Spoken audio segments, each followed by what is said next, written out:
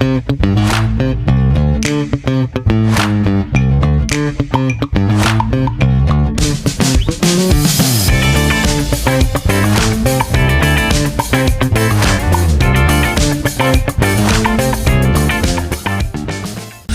koplar, kita ngobrol sampai kelar. Om Swastiastu, sahabat koplar. Bertemu lagi bersama saya, Ketut Parwata, di podcast Kita Ngobrol Sampai Kelar. Berbicara tentang air, kedengarannya sangat sederhana. Tapi, tanpa ada air, kehidupan akan terhenti. Episode kali ini, kita akan membahas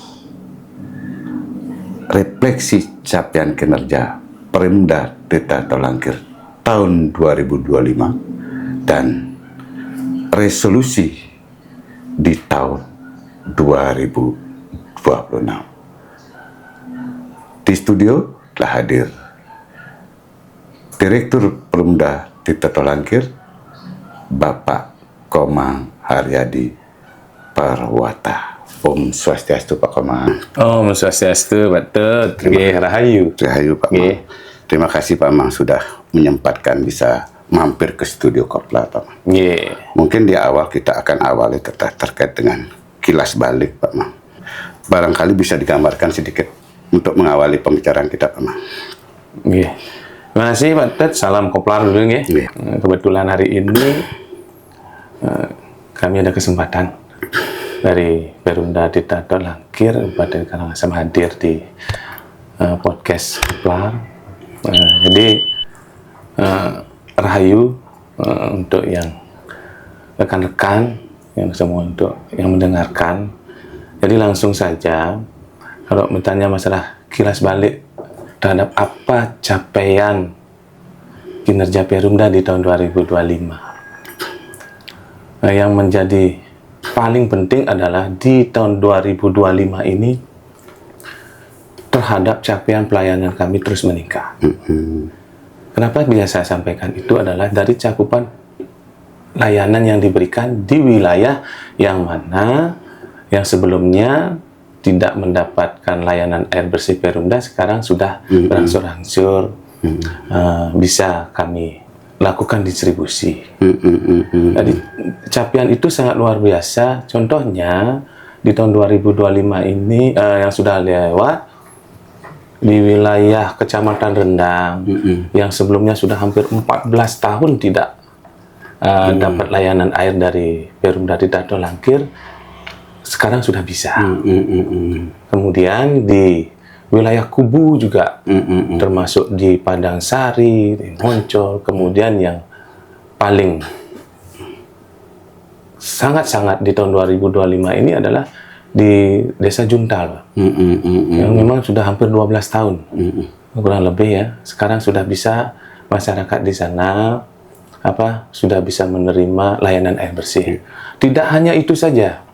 Bukan hanya saja pada saat pola pendistribusian, pola pengembangan. Kami juga mengembangkan di tahun 2025 itu sambil mengidentifikasi potensi-potensi yang ada untuk bisa kami dari Perumda Tirta Tolangkir untuk memberikan layanan air bersih. Artinya Pak Direktur, capaian yang diraih bukan semata-mata menyangkut persoalan keuangan yang ada, tapi juga menyangkut pengembangan jaringan. Betul. Itu kilas baliknya di awal. Jadi perusahaan sudah kami berserta jajaran Perumda tentu keikutsertaan pemerintah daerah yang begitu mensupport kami selaku BUMD di Karangasem, bagaimana di setiap tahunnya itu harus memberikan peningkatan. Di 2025 itu pun kami sudah merancang atas identifikasi apa yang akan kita jalankan di 2026. Itu ada. Ya, nanti kita ceritakan itu. Mungkin sepanjang tahun 2025 ini tentu bagaimanapun juga PDAM menjadi katakanlah perusahaan daerah menyangkut pelayanan publik. Tentu ada tantangan. Barangkali tantangan terberat di 2025 ini seperti apa? Pak Mam? Kalau kita rewardnya dari tahun-tahun sebelumnya, Pak. Jadi di setiap tahun, khususnya 2025, untuk ke 2026, itu tantangan kita adalah bagaimana kita bisa menurunkan tingkat kebocoran. Itu yang pertama. Kemudian yang kedua, dengan target perusahaan untuk mengembangkan SR sambungan rumah, ini kan kita harus mempertimbangkan idle dulu, kapasitas debit air yang akan kita distribusikan. Jadi saya sampaikan bahwa manfaat air yang dimanfaatkan oleh Perumda di Tato Langkir dari semenjak mulai berdirinya perusahaan itu ada 19 air bawah tanah, kemudian 17 air permukaan, satu air baku yang merupakan air spam Telaga Waje yang merupakan spam regional. Cukupkah itu untuk kita potensi ke depan pengembangan terhadap SR? Pasti kurang dengan bertambahnya sambungan SR di setiap tahun. Makanya tugas Perumda di tahun 2025 berdasarkan analisa itu, kami terus berupaya untuk menambah idle kapasitas yang baru. Itu target 2025. Itu dari target itu di 2025 tercapai itu. Dari sekian itu. Dari target identifikasi kita terhadap penambahan idle setengkara lah di 2026 ini akan ada pemanfaatan idle baru yang kita sudah rencanakan dari 2025. Sehingga di 2026 tahun ini kita sudah mulai bisa akan memanfaatkan. Pak Komang, kalau kita bisa berhitung ya di 2025, kalau kita ambil skor ya, skor di antara skor tertinggi capaian yang ada, Perumda Tato Langkir misalnya 100%.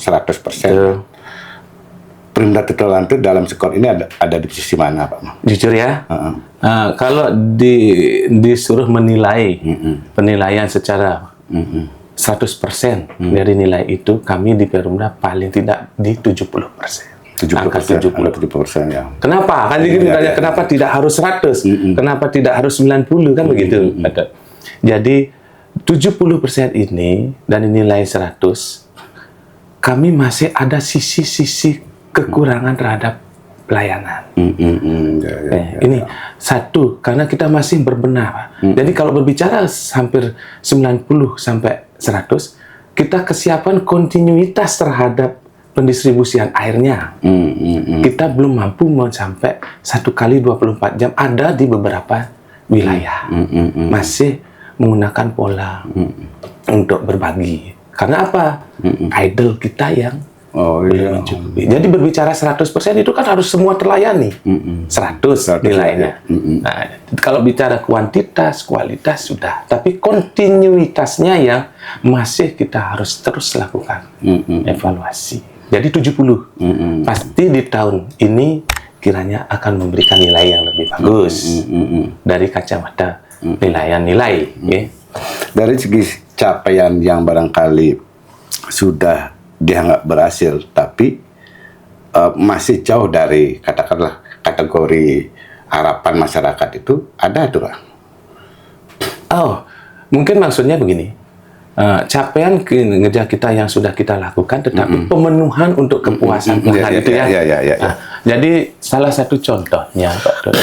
Inilah saya sampaikan bahwa ada di beberapa tempat investasi yang sudah kita lakukan, kemudian revitalisasi yang sudah kita lakukan, tetapi tidak bisa memenuhi kebutuhan kontinuitas pelanggan di tempat tersebut. Nah, ini jadinya capaian pengembangan investasi sudah dilakukan, perbaikan revitalisasi sudah, tetapi dari pola pendistribusiannya masih tersendat adanya pola pembagian. Nah, ini yang harus jadi capaiannya berhasil, investasi potensinya, tapi dalam pelaksanaannya masih ada istilahnya belum maksimal. Mungkin di tahun 2025 kemarin ada misalnya target yang belum tercapai, barangkali akan dilanjutkan untuk menggenjotnya di 2026. Ada target-target yang belum tercapai di 2025. Yang tidak tercapai di 2025 yang memang kita targetnya rencanakan di 2026. Nah, tentu contohnya seperti ada penambahan idle. Nah, ini di 2026 ini kita akan melakukan penambahan idle melalui sumber mata air Angsoke. Ya. Pertambahan ya baru ini. Ya, ini idle kapasitas yang baru. Nah, itu akan membantu wilayah pelayanan unit Karangasem. Karena sejauh ini dengan begitu padatnya populasi penduduk dan permintaan SR dengan mengandalkan idle yang kita manfaatkan sekarang, tentu masih ada nilai kekurangan idle. Makanya kami melakukan komunikasi di tahun 2025 dengan Perjuru Desa Adat di Ingali. Kebetulan pada saat tahun 2025 ini dari Desa Adat Ingali memberikan lampu hijau, sehingga kita di tahun 2026 ini target kita untuk idle kapasitasnya untuk pelayanan Karangasem akan terpenuhi. Berapa debitnya? Kalau kami menghitung debit itu cukup besar, tapi yang akan kita manfaatkan paling tidak kita antara pipa satu pipa dulu, antara pipa 8 atau pipa 6. Jadi kita meminta kalau pipa 8 itu kurang lebih sekitar 30 LPS. Nah, mudah-mudahan itu bisa menjawab atas kurangnya pelayanan kami di unit Karangasem. Untuk debit mata air Angsoke itu untuk kebutuhan masyarakat kota atau mana itu? Kita akan bagi, nanti kita membantu untuk wilayah khusus Kecamatan Karangasem dan membantu akan ke Seraya juga. Oh, ada aliran ke Seraya. Iya. Baik Pak Direktur, mungkin obrolan kita akan jeda dulu sejenak. Pemirsa, demikian obrolan kita bersama Direktur PDAM. Tetap di Kopler. Pesan via WA, lebih cepat, lebih dekat. Kami Alika, mohon izin melayani. Pesan via WA, lebih cepat, lebih dekat. Kami Alika, mohon izin melayani.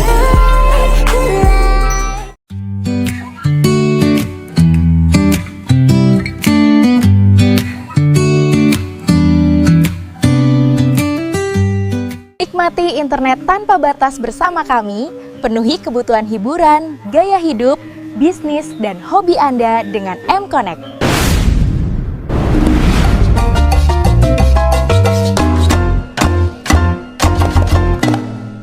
Pak Direktur, kita kembali ke soalan pelayanan. Bagaimanapun juga PDAM menjadi salah satu perusahaan yang menyangkut pelayanan publik. Menyangkut pelayanan, sudah tentu keluhan selalu ada, baik menyangkut persoalan air sering mati, distribusi air, termasuk juga bagaimana kualitas air yang ada.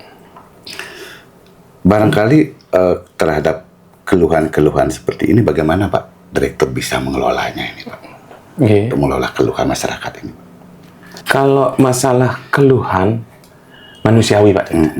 Jadi manusiawi ketika kebutuhan dasar mengalami gangguan ini sangat manusiawi sekali. Kami juga tidak mau menutup mata hal tersebut itu.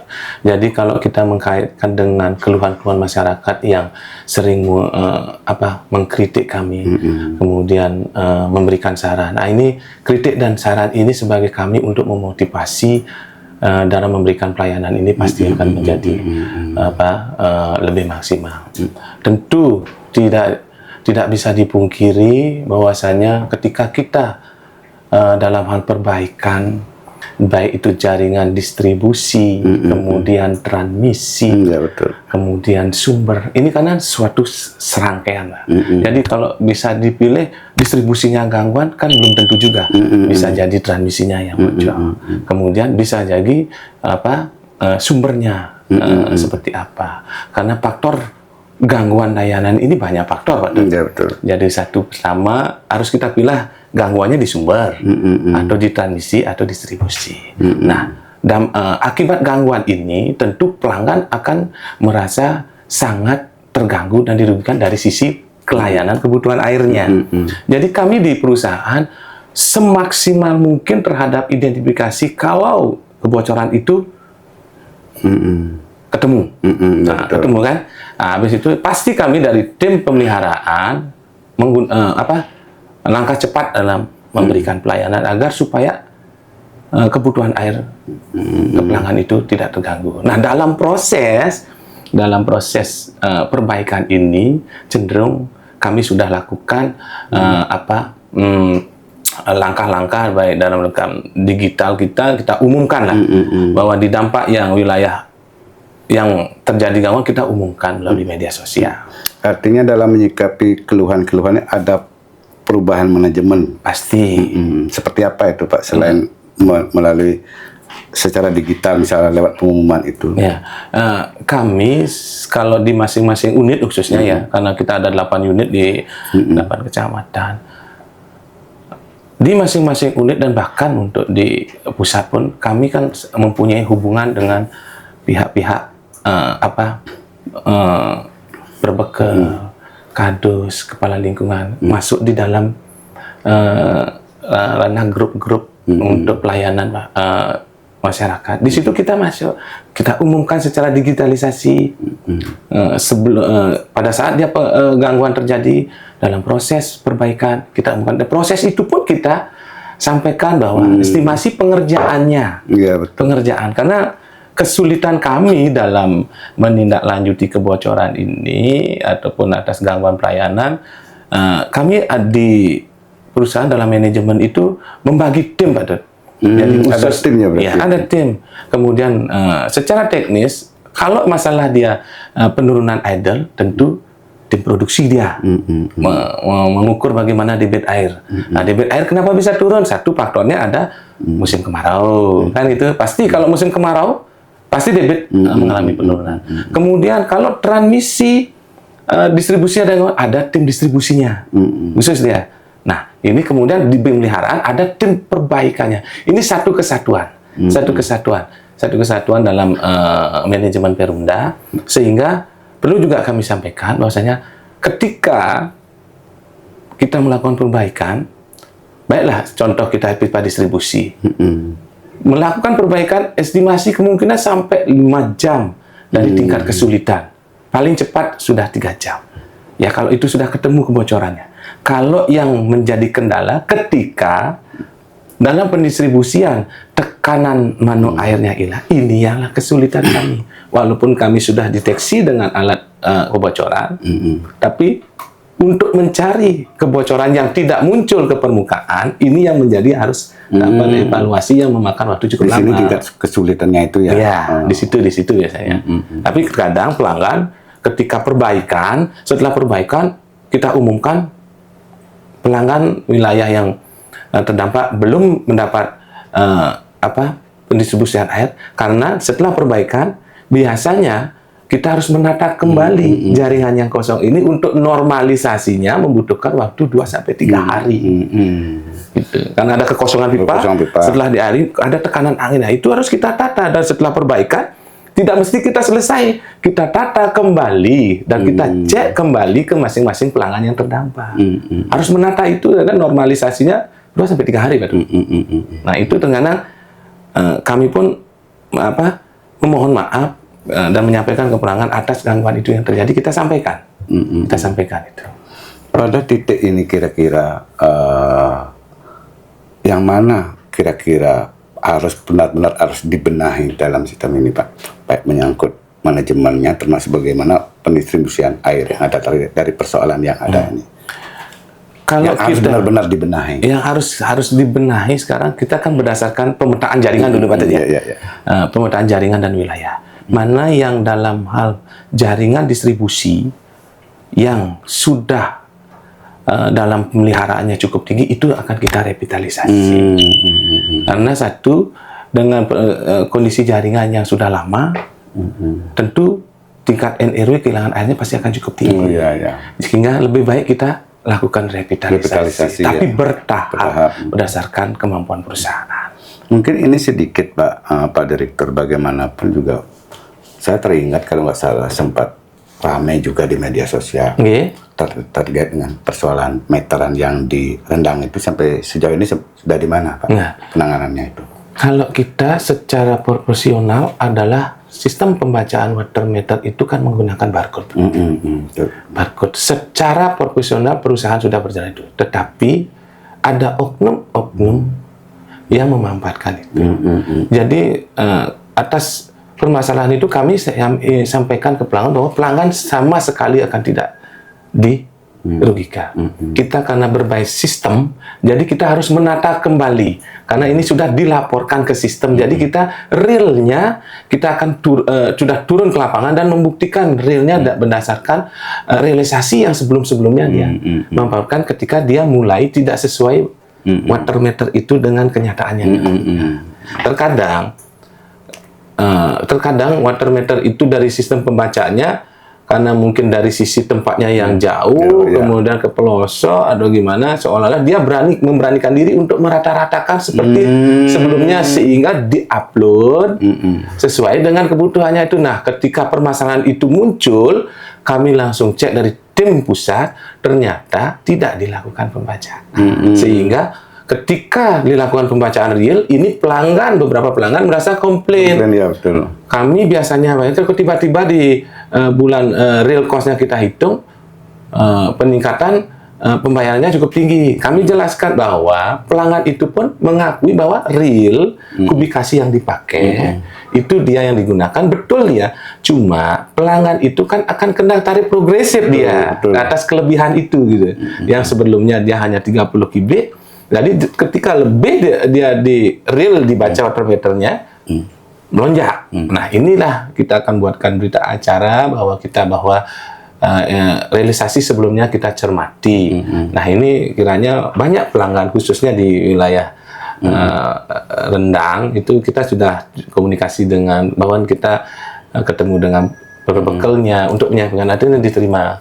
Baguslah. Jadi seperti itu. Sikap manajemen terhadap katakanlah keteledoran dari petugas itu seperti apa? Kami dalam perusahaan kan tentu ada punishment. Punishment itu terhadap dampak yang istilahnya merugikan ya. Kita lakukan punishment, Pak. Dalam peraturan perusahaannya ada jelas itu. Sudah ya. Sudah. Berupa sanksi atau gimana, Pak? Sanksi kita berikan dan kesiapan untuk dia berani mempertanggungjawabkan perbuatannya, tapi harus berdasarkan surat pernyataan. Menyangkut pelayanan ini ada kasus yang memang belum benar-benar bisa tertangani, Pak, di PDAM, Pak, barangkali. Kasus yang belum tertangani. Iya, misalnya dari segi persoalan yang adalah yang belum bisa tertangani sehingga di 2026 ini bisa disempurnakan gitu. Pertama kalau permasalahan yang di Perumda, kita dari internal dulu, Pak ya. Di internal banyak dalam hal perusahaan itu banyak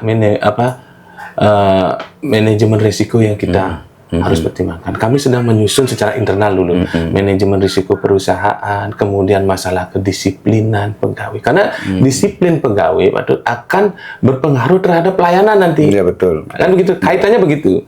Karena kalau kita tidak disiplin dalam memberikan pelayanan, otomatis muncul sifat arogan di sana. Kemudian keluhan pelanggan tidak disampaikan. Artinya masih pola-pola lama, Pak. Nah, ini yang kita rubah. Sekarang menggunakan sistem SOP kita penilaiannya berdasarkan ABK, analisis beban kerjanya, dan sesuai tupoksinya. Nah, ini harus jelas. Karena dari diri internal PDAM dulu bagus, baru bisa bagus kita dalam memberikan pelayanan kepada masyarakat. Berarti perbaikan dari dalam dulu ya, dari manajemen dulu. Ya. Artinya apapun menyangkut keluhan yang ada dari masyarakat, baik menyangkut distribusi airnya, termasuk persoalan kualitas airnya, pembenahan terpenting adalah ada di manajemen. Masyarakat juga seringkali mengeluhkan bahwa mereka terkadang dapat jaringan distribusi air hidup, mati, bahkan tidak ada airnya. Bagaimana Pak Direktur bisa merespon ini untuk biar masyarakat pelanggan dalam arti bisa memahami terhadap persoalan yang ada itu loh. Mereka tetap bayar air, tapi airnya tidak mengalir. Angin aja kan, keluhan-keluhan itu sering terjadi. Bagaimana Bapak menyikapi ini? Itu sudah hampir menjadi keluhan kami di setiap hari, Pak. Jadi kita sampaikan bahwasannya pelanggan Perumda Tirta Tolangkir yang tidak mendapat air karena termasuk gangguan kan begitu, atau karena tekanan airnya hilang, kami melakukan dropping air tangki itu secara gratis, Pak. Dropping Air tangki secara gratis. Nah, menjadi kendala lagi pada saat dropping pemberian air gratis terhadap dampak gangguan itu, kembali ada kendala, Pak Dut. Nah, contohnya ketika pelanggan itu tidak tersapainya akses mobil tangki ke rumah pelanggan, itu menambah permasalahan kembali. Jadi untuk mulai memberikan pelayanan, mobil tangkinya tidak bisa masuk ke wilayah rumahnya. Kemana kami memberikan pelayanan? Kasus seperti ini biasanya terjadi di wilayah mana? Biasanya terjadi di wilayah-wilayah yang tingkat pendistribusiannya rumahnya ini, pelanggan ini ada di dataran tinggi. Nah, itu fotografi kita kan memang begitu. Betul. Nah, jadi dalam penyelesaian ini, nah kadang masyarakat bertanya, Pak, kita bayarnya bulanan, tapi airnya tidak setiap hari. Nah, ini kami sosialisasikan bahwa yang kita kejar untuk pelanggan atas pemanfaatan airnya kubikasinya yang setiap bulan yang harus dibayar pemakaian airnya. Jadi kadang pelanggan itu berpikir, saya dapat bayar setiap bulan, tapi airnya tidak setiap hari dapat. Nah, ini yang perlu kita sosialisasikan juga, karena kita juga evaluasi bahwa air yang kami hitung itu adalah ketika dia mendapat air. Umpamanya ada gangguan, dia tidak mendapat air sehari 2 hari. Nah, ini kan kubikasinya tidak terhitung. Jadi pemakaian berdasarkan real di water meter itu yang kita kejar di setiap bulan. Ya, nah, salah satunya adalah itu yang saya sampaikan di awal, bahwa kurang maksimalnya kami di dalam pemberian distribusi terhadap gangguan karena menunggu pola. Kita juga sudah sampaikan bahwasanya ketika perbaikan selesai, kalau pelanggan itu biasanya kalau dibuka kerannya masih angin, paling tidak ditutup dulu karena itu akan water meter akan tetap berjalan. Dimanapun itu, karena kekosongan jaringan ini pasti tekanan angin dulu yang keluar. Lain halnya kalau dibuka sama sekali tidak ada angin, pasti water meter tidak akan jalan. Nah, kadang karena kebutuhan airnya sudah terganggu, tidak dapat, dibiarkan kerannya dibuka, nanti oleh ini otomatisnya kadang-kadang kelupaan. Ya, itu otomatis dia berputar. Dan juga permasalahan lain ada, Pak Dut. Nah, karena kalau kita secara SOP perusahaan, jarak jaringan pipa dinas untuk pelanggan itu adalah dari distribusi adalah 12 meter. 12 meter ya. Ini sering sekali kami dapat laporan seperti itu, bahwa sebulannya dia bayarnya normal, tetapi di bulan selanjutnya dia bayarnya tinggi. Apa itu penyebabnya? Ini cenderung semua melaporkan kepada kita berikan penjelasan dan langsung dicek langsung oleh petugas, membuktikan bagaimana dia pemakaian sebelumnya dengan bulannya sekarang. Nah, kadang pelanggan itu tidak mengetahui bahwa setelah water meter ini instalasi yang masuk ke rumahnya itu yang bocor. Oh iya. Sehingga melewati water meter ya. Tanggung jawab Perumda itu adalah sampai 12 meter deh. Kalau terjadi gangguan dalam pendistribusian air di sebelum water meter, itu tugas Perumda. Nah, ketika water meternya setelah itu ada di kebocoran, jadi ini tiap water meternya terus putar walaupun tidak ada pemakaian. Makanya kami selesaikan, Pak, Ibu, coba cek, tutup semua kerannya, mutar enggak itu water meternya. Kalau water meternya mutar, nah itu merupakan tanggung jawab pelanggan. Harus instalasi rumahnya yang diperbaiki. Dapat dipastikan ketika katakan kebocoran ada di luar water meter, tidak masuk dalam kubikasi itu kan gitu ya. Kecuali di dalam pemakaian jadinya. Ya. Kalau di luar water meter kan sudah pasti tidak ada air masuk ke water meternya. Nah, di awal kan sempat Pak Bupati menyampaikan bahwa tarif air akan diturunkan. Apa itu memungkinkan, Pak? Melihat aturan yang ada. Baik, Pak Dut. Kalau masalah tarif ya, kajian tarif seperti visi misi Pak Bupati untuk penyesuaian tarif kembali, kita berbicara masalah tarif adalah berbicara masalah tarif batas bawah dan batas atas dulu, yang merupakan putusan gubernur. Jadi untuk Karangasem, tarif batas bawah kita adalah di 3.700-an. Kemudian di batas atas itu 10.400-an. Lalu itu peraturan gubernurnya. Yang berlaku untuk di tarif Karangasem adalah 2.800. Di bawah. Masih di bawah batas tarif bawah peraturan gubernur. Nah, ini karena merupakan komponen tarif, tentu ada beban berlangganan. Nah, kiranya dalam proses ini kami sudah melakukan sesuai visi misi bahwa tarif kita sudah dari beban kita turunkan 3.000. Ada di sananya. Iya. Karena komponen tarif di situ Mas. Ya. Artinya kendatipun tarif tetap dasar bawah kita pakai, tapi ada semacam beban berlangganannya dari beban berlangganannya itu diturunkan. Sangat meringankan. Sangat meringankan. Iya. Artinya dengan penurunan beban ini tidak mengganggu dari segi manajemen. Dari sisi pendapatan pasti berkurang di setiap tahunnya. Tapi kami di manajemen mulai melakukan efisiensi.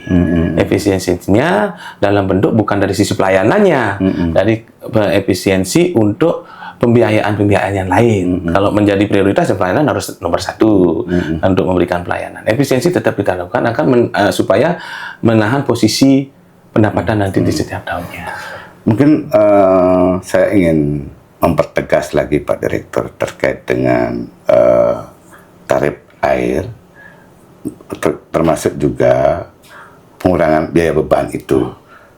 Ini kenapa saya tanyakan kembali biar masyarakat lebih tahu. Iya, itu.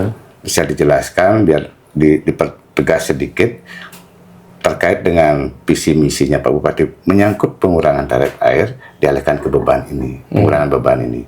Bisa dijelaskan Pak Direktur biar masyarakat tahu. Iya.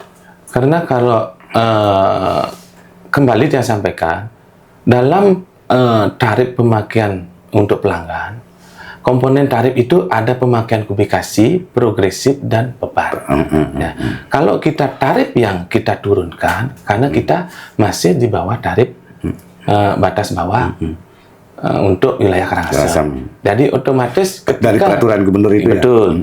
Nanti paling tidak kita di beban yang kita akan awalnya dari 10 PGB pemakaian untuk rumah tangga yang dari 47.000 kita turunkan menjadi 44.000. Nah, ini pengaruhnya sangat besar, walaupun hanya 3.000. Bagaimana kita untuk mempertahankan perusahaan kita tetap FCR, full cost recovery. Kalau sampai tidak FCR, artinya lebih besar biaya produksinya ketika dengan pendapatannya, nanti perusahaan tidak sehat lagi. Bisa dikatakan bahwa penurunan biaya beban itu sebagai kompensasi terhadap tarif. Betul. Karena komponen tarif ada biaya beban. Ya. Baik pemirsa, obrolan kita semakin menarik menyangkut pelayanan dasar masyarakat. Tetap di Koplar.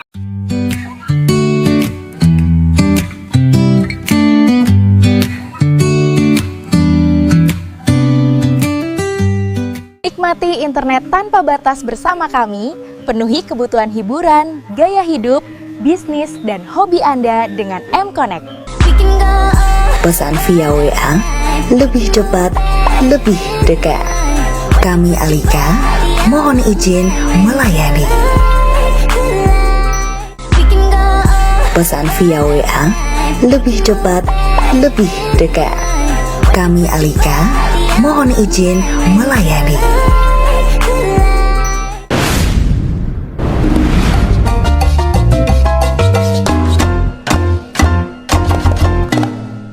Pak Direktur, mungkin pada segmen ini mungkin kita lanjut pada dari sisi keuangan dan keberlanjutan perusahaan yang ada. Kalau boleh tahu, Pak Direktur, di tahun 2025 kemarin, bagaimana posisi keuangan Perumda Tetralangkar, Pak Direktur? Untuk di tahun 2025, Pak Direktur, posisi keuangan perusahaan sehat, stabil. Artinya di tahun 2025 sudah tidak ada bahasa istilahnya akumulasi kerugian. Jadi akumulasi kerugian berdasarkan audit BPKP Bali yang dari mulai Perumda mendapat laba di tahun dan tahun mulai berdiri terdapat akumulasi kerugian 6,7 miliar. Jadi di tahun 2025 sudah dienolkan. Jadi perusahaan sudah betul-betul sehat dan istilahnya ada laba positif. Ada laba positif? Iya. Sebelumnya laba setiap tahun berjalan merupakan laba negatif ketika masih adanya akumulasi kerugian. Sekarang akumulasi kerugian sudah nol. Oh, malahan ada laba positif. Laba positif. Itu dari sisi keuangannya. Kenapa kita sampaikan dari sisi keuangannya perusahaannya sehat? Karena investasi yang kita lakukan di 2020 murni dari keuangan perusahaan. Keuangan perusahaan. Ya. Betul. Karena kita sudah tidak menerima penyertaan modal. Dari tahun 2023, dari 2023 sampai tahun ini tidak ada penyertaan modal. Kalau laba positif di tahun kemarin, berapa besarnya? Sekarang di laba 2025 kemarin hampir di angka 8. Ya. Tapi harus berdasarkan kewajiban Perda. 2018-nya memberikan dividen kepada sejumlah 55% dari laba itu sebagai APBD. Ya. Berarti dari laba yang ada, apakah sudah dibukukan? Dibekukan apa dibukukan? Dibukukan, iya. Karena ini untuk profit ke depan kegiatan investasi dan pembiayaan. Yang 2025 dibukukan 2026 ini. Iya, 2026. Atas laba 2024 dibukukan di 2025. Itu. Dari Pak Direktur tadi sampaikan bahwa keuangan PDAM sudah sehat. Apakah ini keuangan yang ada bisa menopang keberlanjutan usaha yang Bapak pimpin, Pak? Pasti. Atas dasar keuangan kita yang sehat, makanya kita di setiap tahunnya akan melakukan investasi, pengembangan, perluasan. Itu yang akan kita lakukan di setiap tahun. Pengembangan layanan ini. Betul. Otomatis karena pengembangan kebutuhan airnya, perluasan jaringannya. Termasuk juga untuk mengembangkan idol-idol yang baru. Nah, itu yang bisa kita lakukan. Barangkali berapa besar Pak perhatian pemerintah daerah selaku pemilik usaha ini terhadap perusahaan yang Bapak pimpin, Pak? Jadi otomatis perhatian dari pemerintah daerah itu adalah merupakan pembinaan terhadap pelayanan, manajemen yang memang di setiap tahunnya dilakukan. Termasuk dalam mendukung stabilitas usaha. Betul, stabilitas usaha. Tetapi siang tahun-tahun sebelumnya peran pemerintah daerah terhadap BUMD ini di tahun 2021-2022 ada suntikan APBD merupakan penyertaan modal. Penyertaan modal. Kemudian di tahun 2023 ketika perusahaan sudah sehat, perusahaan mandiri. Jadi walaupun tidak ada penyertaan modal dari 2023 sampai 2026, kita bisa melakukan meningkatkan pelayanan. Ya, walaupun dalam kurun waktu itu dalam kewajiban Perda kita tetap memberikan dividen sebagai pendapatan asli daerahnya. Ya.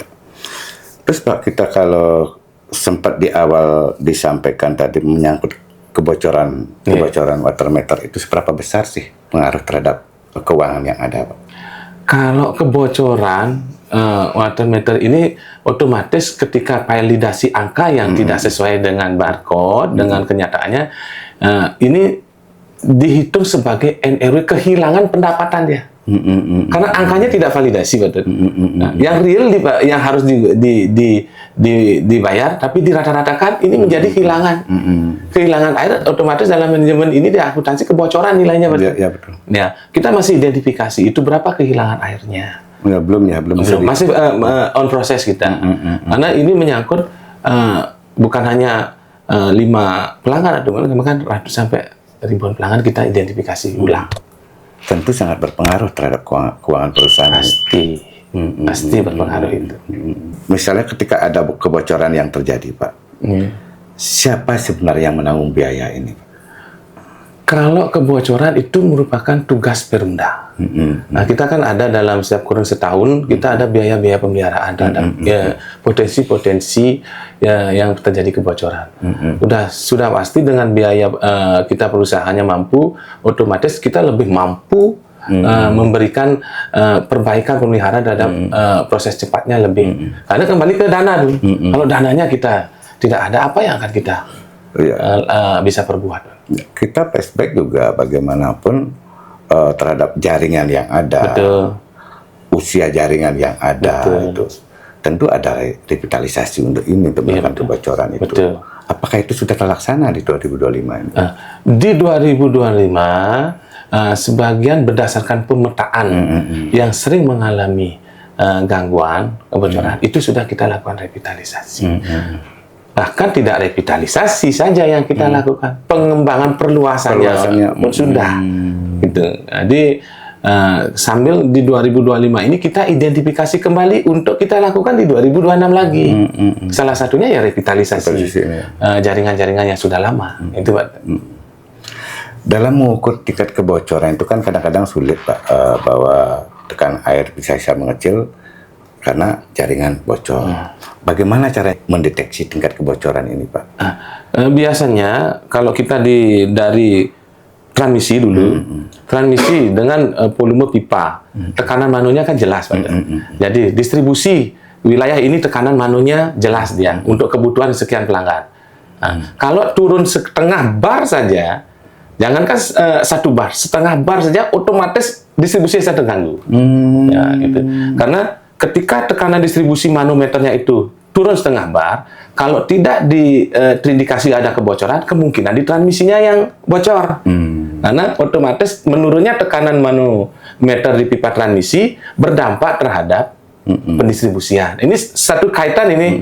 Jadi ketika mano juga sudah diukur penurunan, kembali kita lihat idle-nya ada penurunan dari sumbernya. Nah, ini suatu serangkaian nih.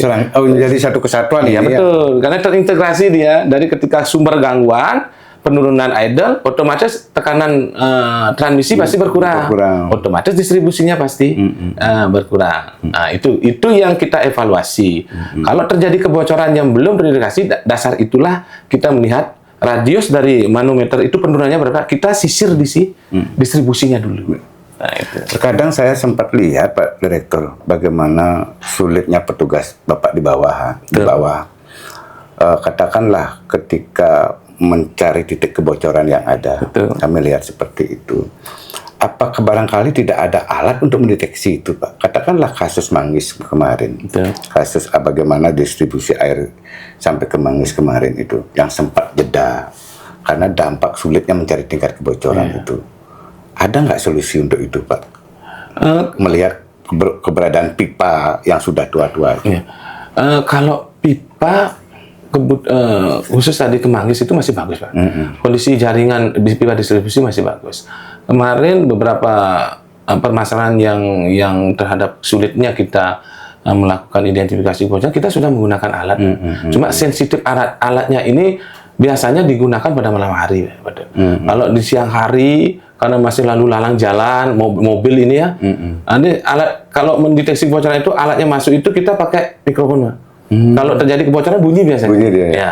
Tapi untuk melakukan itu kita lakukan malam hari. Terkadang dengan fotografi jaringan pipa kita tidak memungkinkan alat itu terjadi. Akhirnya kembalilah kita secara manual mengidentifikasi kembali berdasarkan. Itulah kita lakukan bersama tim. Kami ini membentuk tim, Pak Dut. Kalau untuk di Perumda ada istilahnya yang namanya tim busercor. Keren itu namanya. Tim busercor. Ya, itu keren namanya, Pak.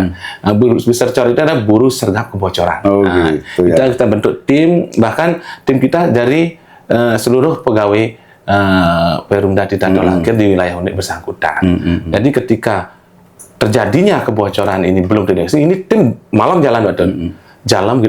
Malam kita turun jalan sambil karena di malam hari kemungkinan akan muncul karena pemakaian airnya kan berkurang. Kalau siang, pagi sampai sore ini, kiranya jam padat pemakaian nanti di puncak-puncak tertentu. Kalau malam hari, kita lakukan biasanya dari jam 12, betul. Jam 12 malam, sampai harus ketemu. Kalau tidak ketemu di hari pertama, dilanjutkan hari kedua, sampai itu ketemu. Nah, kadang, kebocoran yang sulit teridentifikasi, Pak Dut, di mana jaringan-jaringan pipa distribusi kita berdekatan dengan drainase jalan. Berdekatan dengan saluran subak. Nah, cenderung kebocoran itu larinya ke drainase. Nah, kita juga pelajari pola tanahnya, jaringan kita, ada yang pola tanahnya berpasir, sehingga agak susah kita menemukan karena menyerap ke bawah. Kalau tanahnya padat, otomatis dia naik, Pak. Nah, ini yang kita terus kita lakukan evaluasi.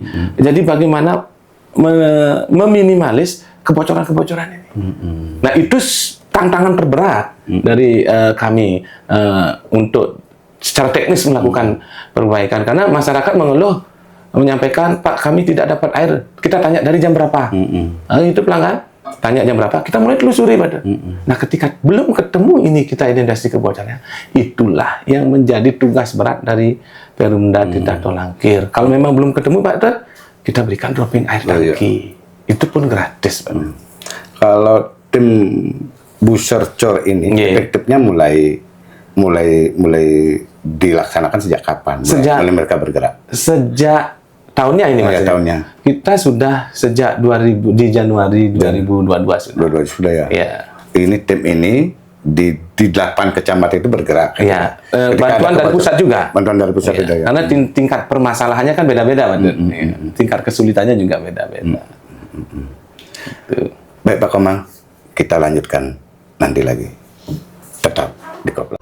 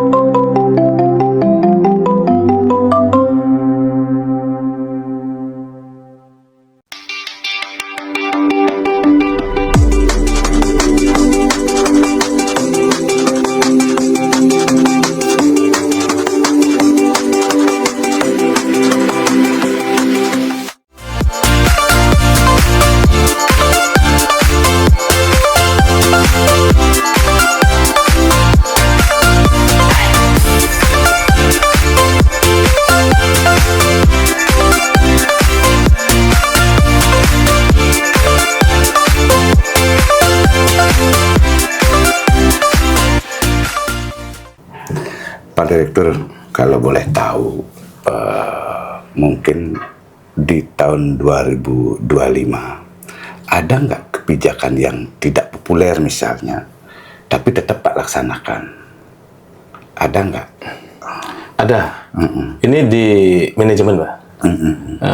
Secara kebijakan yang mungkin merasa dari secara manajemen ada yang tidak senang. Ini kan suatu kebijakan ya. Jadi saya selaku pemimpin perusahaan, bagaimana mengelola manajemen pegawai terhadap ABK analisis beban kerjanya. Cenderung yang saya evaluasi adalah masih munculnya rasa seniorisasi.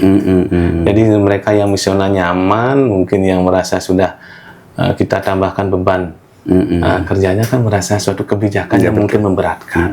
Tetapi kami dari perusahaan ingin bagaimana memunculkan bahwa kita itu profesional dalam perusahaan. Jadi tidak ada istilahnya pola pikir lama. Sekarang dengan zaman digitalisasi, bagaimana kita mampu mengikuti modernnya zaman terhadap pelayanan yang kita berikan. Otomatis dengan mengikuti itu, inovasi-inovasi secara digitalisasi itu kan membutuhkan SDM yang mumpuni. Nah, atas kebijakan itu yang saya lakukan, tentu saya selaku pimpinan memberikan ruang kembali untuk SDM kita ini dilakukannya pelatihan-pelatihan atau untuk meningkatkan kualitas dalam kita memberikan satu pelayanan. Jadi kunci dasarnya pelayanan itu akan nyaman ketika SDM kita betul-betul mampu untuk memberikan pelayanan publik. Itu yang cenderung yang sudah ketika ada kebijakan terhadap inovasi yang baru, analisa beban kerjanya dia lebih tinggi. Jadi mudah-mudahan itu tidak mengendorkan semangatnya untuk memberikan pelayanan lebih baik.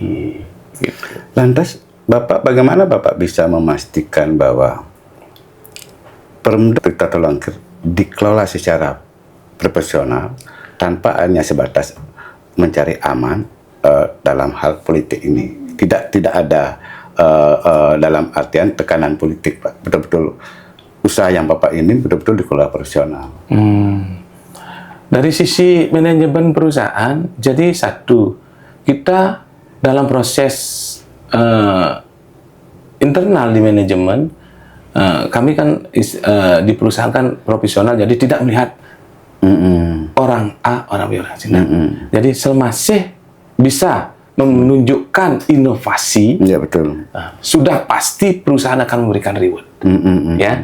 Kemudian dari sisi pengembangan, karena satu, di masing-masing unit wilayah Kabupaten Karangasem, usulan-usulan ini muncul, Pak. Jadi profesional kita adalah tidak adanya penekanan, ini murni dari usulan-usulan ada kebutuhan layanan air bersihnya. Jadi memang target perusahaan juga, kita berbicaranya profesional di tengah-tengah. Jadi siapapun masyarakat Kabupaten Karangasem yang berkeinginan untuk memohon air bersih kepada kami, sebisa mungkin kami akan laksanakan. Baik Pak, mungkin kita masuk sekarang ke 2026 ini Pak. Ya. Barangkali apa resolusi utama Pak Direktur dalam membawa Perumda Terlakil di tahun ini? Kalau di 2026 banyak investasi Pak Dut. Ya, yang bisa disebutkan itu Pak, seperti apa Pak? Di 2026 ini tentu kita ada perluasan jaringan pemanfaatan air Telaga Waje. Karena dari skema Telaga Waje di masing-masing kecamatan yang menjadi sering terjadinya krisis air bersih ini, kita tidak tutup kemungkinan oleh di wilayah Kecamatan Kubu, Pak. Ya, betul. Nah, jadi kami di 2026 ini sedang proses bahwa kami akan membangun reservoir 4, Pak. Di mana saja itu? Satu, ini skema Telaga Waje sudah selesai, hanya satu yang di Bantas. Itu sudah masuk di APBD untuk tindak lanjut. Nah, kami di Perumda Tita Dolangkir ini pengembangan distribusinya kami memang tugas kami. Nah, ini di wilayah Kubu, kita hampir di setiap perbatasan antara Bangli dengan Karangasem di Bung Lade, kita bangun satu reservoir. Bung Lade. Ya, kemudian di Juntal, di atas Juntal di Mondet kita bangun satu reservoir. Kemudian di Dukuh, nah, di atas Dukuh ini kita bangun di Cegi kalau nggak salah namanya itu. Nah itu, kemudian 4 kalau nggak salah itu tadi bisa saya bilang di Bung Lade, Mondet, Cegi sama Dukuh.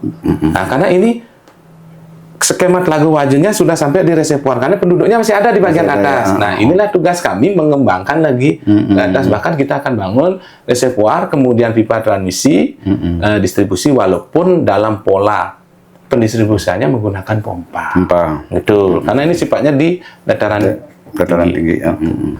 Dari reservoir yang Bapak bangun di wilayah Kubu di 2026 ini, kira-kira mencakupi berapa wilayah itu? Itu berdasarkan kajian teknisnya terhadap usulan itu, paling enggak dia mencakupi satu desa, Pak. Jadi kebutuhan kita kan petakan. Untuk wilayah di atas kita catat dulu berapa potensi untuk kita jadikan SDM. Nah, terlepas dari biaya investasi yang kita keluarkan, ini perusahaan kan tidak berbicara masalah profit dulu. Jadi layanan Perumda Tita Dolangkir walaupun tidak profit, tetapi dari aspek sosialnya kita lihat kebutuhan masyarakatnya. Break-even point saja kiranya sudah bagus.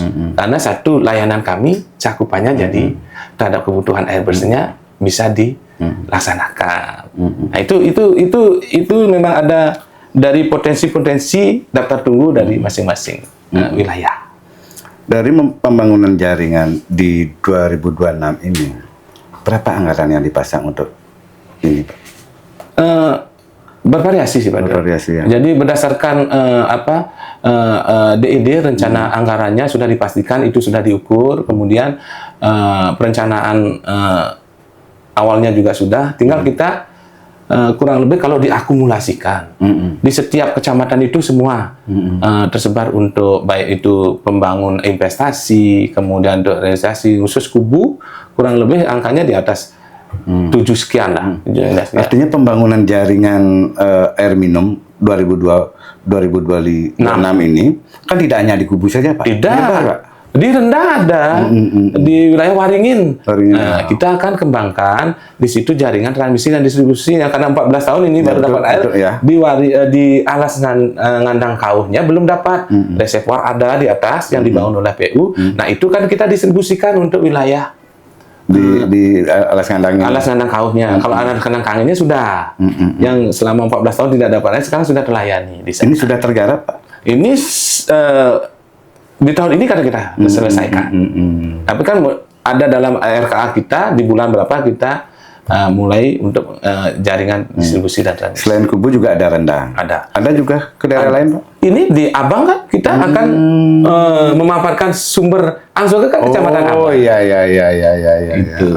Bahkan di kota revitalisasi ada beberapa kita juga melaksanakan. Bertahap ya. Bertahap ya. Ya, sesuai kemampuan perusahaan. Ya. Artinya di 2026 ini floor untuk pengembangan jaringan. Betul.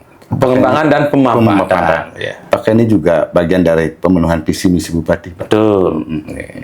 Lebih jauh sedikit Pak. Tadi itu kan pengembangan bagian dari inovasi yang dimiliki dari perusahaan itu. Nah, bahkan Bapak di awal sempat bagaimana juga melakukan pelayakan, melakukan pola dengan digitalisasi. Termasuk juga bagaimana dalam menyikapi pengaduan yang ada. Nah, dari sistem manajemen digitalisasi yang Pak lakukan ini, seperti apa Pak yang sudah berjalan ini Pak? Oke. Kalau kita berdasarkan pelaporan keluhan, cenderung kita dari keluhan yang dilaporkan itu pasti diterima. Cuma dari tindak lanjutnya yang butuh proses karena hampir setiap hari Pak Dut, kami setiap hari di Perumda yang tersebar di seluruh Kabupaten Karangasem 20 sampai 25 perbaikan ada. Setiap hari itu kita lakukan perbaikan baik pipa dinas, pipa distribusi. Setiap hari ya? Setiap hari. Ada saja yang melaporkan terhadap keluhan. Nah, keterbatasan inilah kami ingin melibatkan yang sudah berjalan dengan pelaporan yang sebenarnya dari ikut kami menerima masukan-masukan, bahkan dari salah satu di rekam jejak di medsos juga kan sebagai motivasi kita untuk lebih cepat menangani keluhan. Kadang kan ada yang melaporkan dilaporkan di medsos tidak tertangani. Nah, itu salah satu bentuk nih Pak, kita lebih cepat karena dari keterbatasan. Bagian dari inovasi ya. Iya. Kemudian untuk di 2026 ini kita sudah lakukan untuk titik koordinat SR Pak Dut, dalam sistem QGIS digital kita. Jadi nanti kita sedang berjalan. Sekarang di 2026 ini kita akan menitikkan titik SR supaya terekam nanti di layar. Jadi ketika di mana masyarakat atau pelanggan kita itu di awal kita jadi terhadap keluhan masyarakat yang ada melapor terhadap posisinya di mana, nanti dia akan kelihatan di peta titik koordinat itu. Sambil kita kedepannya akan menuju untuk digitalisasi terhadap tekanan-tekanan manu berdasarkan IoT gitu. Supaya lebih digital kita bisa memantau. Itu yang untuk secara inovasi di tahun 2026 ini. Pak Direktur, terkadang kita kalau menyimak persoalan resolusi ya, apalagi persoalan target resolusi itu memang kelihatan sangat indah Pak. Tapi dari Perumda Tita Tolangkir itu ada nggak target utama yang akan kira-kira di tahun 2026 ini akan tercapai Pak? Kalau kami bekerjanya di tahun 2026 itu berarti berdasarkan RKA, rancangan kerja anggaran, ya, yang kita sudah sudah kita rencanakan di tahun sebelumnya yaitu tahun 2025. Target kami harus kami selesaikan itu. Nah, contohnya sekarang target di 2026 adalah penambahan idle, pembangunan reservoir, pengembangan jaringan, baik transmisi maupun distribusi. Dan ini paling realistis. Realistis karena sudah terpasang di anggaran besar. Ya. Tidak mungkin tidak kami laksanakan. Pasti kita selesaikan. Gitu. Kenapa harus kubu diprioritaskan tuh, Pak? Kenapa harus kubu? Kenapa tidak kecamatan yang lain? Ya. Karena di kecamatan lain berdasarkan basis data layanan kami sudah terpenuhi dari cakupan layanan kami. Karena cakupan layanan Perumda kan baru 40% cakupan layanan teknis. Kan di tempat di wilayah lain kan ada BUMDes, ada Pamsima. Sekarang cakupan teknis Perumda kan berbeda. Jadi kenapa harus kubu? Karena memang dari tahun ke tahun dan tahun berjalan krisis air bersihnya kan betul-betul di kubu. Walaupun di Seraya ada. Ya, betul. Nah, kadang di Seraya ada, kita berikan layanan dia sudah dapat air. Artinya walaupun secara prosesnya berbagi, tetapi dalam waktu berbagi dia masyarakat yang di Seraya ini cupangnya sudah besar-besar. Jadi ketika dia cukup untuk 3-4 hari. Nah, terkadang kalau di Kecamatan Kubu ini sama sekali dia tidak pernah, bahkan dia beli air tangki yang nilainya cukup besar, cukup tinggi. Dan ini masuk skala prioritas juga ya, Pak? Betul. Jadi sebisa mungkin kami harus hitung idle-nya dulu, Pak. Dan ini akan menjadi suatu PR besar karena ini di Kubu adalah merupakan abang Kubu ya. Ini kaitannya dengan program regional. Abang dan Kubu adalah terhadap pengembangan jaringan perluasan terhadap distribusi air Telaga Wajo. Kami sudah rapatkan dengan pihak BWS dan UPT SPAM regional Telaga Wajo bahwa terhadap potensi pengembangan investasi kami, serapan kami lebih tinggi, saya harapkan kontinuitas untuk pendistribusian air Telaga Wajo itu dimaksimalkan. Kami sudah rapatkan dengan pihak BWS dan UPT SPAM. Mungkin Pak Direktur dalam satu kalimat ini ya, barangkali apa komitmen Perumda Tirta Tolangkir terhadap masyarakat, terutama masyarakat pelanggan di 2026 ini? Komitmen kami pasti sudah bagaimana kami dari perusahaan menurunkan keluhan dulu. Menurunkan keluhan, kemudian memaksimalkan pelayanan. Kami yakin, tapi pasti ada saja kekurangan dalam proses pemenuhan pelayanan, tapi sebisa mungkin, secepat mungkin, dan kami dari Perumda akan berusaha sekali memberikan respon yang cepat terhadap baik itu penindaklanjutan kebocoran, baik itu untuk penambahan pengeluasan jaringan, baik juga untuk penambahan idle. Jadi saya yakinkan di 2026 ini investasi yang kita bangun pasti memberikan dampak yang lebih baik terhadap pelayanan. Ya. Baik Pak Direktur, mungkin sebelum kita akhiri Pak Direktur, barangkali Pak Direktur ada pesan untuk pelanggan, terutama Perumda Tirta Tolangkir, terutama yang mungkin masih merasakan belum terlayani dengan baik, Pak. Mungkin ada pesan dari Pak sampaikan kepada masyarakat pelanggan. Oke. Nah, untuk masyarakat Karangasem yang merupakan pelanggan Perumda Tirta Tolangkir di 8 unit kecamatan, kami sadar belum semua terlayani secara maksimal. Nah, tapi Perumda Tirta Tolangkir Kabupaten Karangasem tidak menutup mata, tidak menghindar dari kritik. Kami akan terus berupaya memberikan pelayanan yang lebih maksimal kepada pelanggan kami di Kabupaten Karangasem. Terima kasih Pak Komang atas waktu dan obrolan yang sangat terbuka ini Pak, di podcast Koplar Pak Komang. Sahabat Koplar, air bersih bukan hanya soal pipa dan meteran, tapi soal komitmen, manajemen, dan kepercayaan publik. Kami berharap dari obrolan tadi dengan Direktur Perumda Tirta Tolangkir, pelanggan termasuk masyarakat Karangasem bisa memahami bagaimana komitmen PDAM dalam meningkatkan mutu layanan yang akan dilakukan. Saya, Ketut Parwate, izin undur diri. Sampai bertemu di podcast Koplar berikutnya. Om Santi Santi Santi Om. Terima kasih Pak.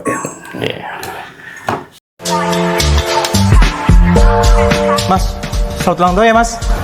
Saya masih tanggal 10 bulan depan. Mas Roy kan? Saya Boy. Oh, aduh. Maaf Mas, saya kira teman saya, Roy.